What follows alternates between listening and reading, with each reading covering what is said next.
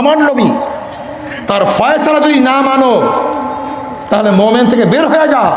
Chief justice আমার নবী, সেই নবী যে চিফ জাস্টিস ছিলেন কয়জনে জানেন? কথা বলেন না। শুধু শুনছেন এতিমও ছিলেন, গরিবও ছিলেন, সিরা জামা গায়ে দিস, শুধু এইটাই জানছেন।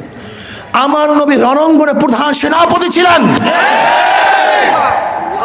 শুধু কি তাই, গোটা দুনিয়ার সেনাপতিগণ একমত নবী মুহাম্মদ সাল্লাল্লাহু আলাইহি ওয়াসাল্লামের চেয়ে উত্তম কোন সেনাপতি না আগে ছিল, না তার জমানায় ছিল, না কিয়ামত পর্যন্ত আসবে। উম্মে হাবিবা রাদিয়াল্লাহু তাআলা আনহা, তাকে যখন তালাক দিয়ে দিয়েছে তার স্বামী, উম্মে হাবিবা রাদিয়াল্লাহু তাআলা আনহা, সে হলো আবু সুফিয়ানের মেয়ে, হিজরাত করছে হাফসায়। তার স্বামী কোনো এক খ্রিস্টান মেয়ের প্রেমে পড়ে মুরতাদ হয়ে গেছে। উম্মে হাবিবা রাদিয়াল্লাহু তাআলা আনহার স্বামী।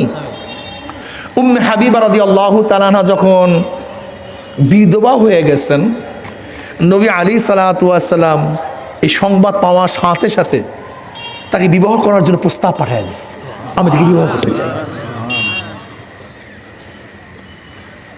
নবী আলাইহিস সালাতু ওয়াস সালামের সাথে বিবাহ হয়ে গেল।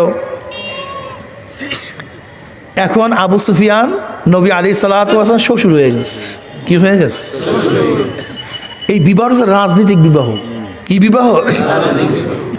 নবী আলাইহিস সালাতু ওয়াস সালামের বিবাহের এক একটা কারণ ছিল, প্রত্যেকটা বিবাহের এক একটা কারণ ছিল।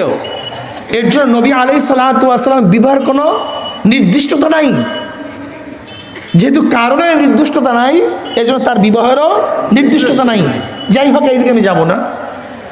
যখনই আবু সুফিয়ান এই কথা শুনছে যে নবী মুহাম্মদ তার ভাতিজা, সে কি করছে, আমার মেয়ে কি বিবাহ করছে, তখন তার মন্তব্যটাকে জানেন নাকি? তার মন্তব্যটা, আবু সুফিয়ান কে? আবু জেহেল মারা যাওয়ার পরে ইসলামের বিরুদ্ধে যতগুলি যুদ্ধ, সমস্ত যুদ্ধের নেতৃত্ব দিয়েছে আবু সুফিয়ান। আবু জেহেল মারা যাওয়ার পরে মুসলমানদের বিরুদ্ধে সমস্ত যুদ্ধের নেতৃত্ব কে দিছে? আবু সুফিয়ান। সে হলো বেঈমানদের পক্ষের, মুশরিকদের পক্ষে সেনাপতি। আর এদিকে মুসলমানদের পক্ষে সেনাপতি জনাবে মুহাম্মদ রাসূলুল্লাহ সাল্লাল্লাহু আলাইহি ওয়াসাল্লাম। এখন তার শত্রু বাহিনীর সেনাপতি তার কি হয়ে গেছে?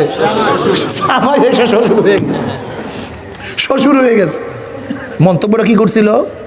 যে এই যুবকের সাথে গোটা দুনিয়ার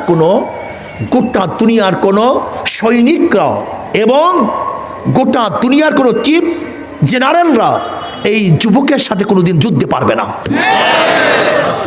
এই মন্তব্যটা আবু সুফিয়ানের। কারণ সে এমন কৌশলী যে আমাকে শ্বশুর বানায়া দিয়া আমার জামার বিরুদ্ধে কিভাবে লড়বো। আর ফায়দাটা কি জানেন? এই বিবাহের পর দ্বিতীয় কোনো যুদ্ধে আবু সুফিয়ান আর নেতৃত্ব দেয়নি। এই শেষ, আর কোন যুদ্ধে আবু সুফিয়ান আসে নাই নবী আলাইহিস সালাতু ওয়াস সালাম যুদ্ধ করার জন্য। অথচ আমাদের মধ্যে কেউ জানে যে আমার নবী প্রধান সেনাপতি ছিলেন? শুধু শুনছে সিরা জামা গায়ে দিয়েছেন, ব্যাস এতটুকুই জানছে। আমার নবী সমস্ত জ্ঞানীদের শ্রেষ্ঠ জ্ঞানী ছিলেন। আল্লাহ পাক রব্বুল আলামিন সমস্ত ইলম তার মধ্যে দিয়ে দিয়েছেন। সমস্ত জ্ঞানীদের জ্ঞানের মধ্যে ভুল, কিন্তু আমার নবীর জ্ঞানের মধ্যে কোনো ভুল নেই। সব একেবারে সহি আসা। কি কথা ঠিক না?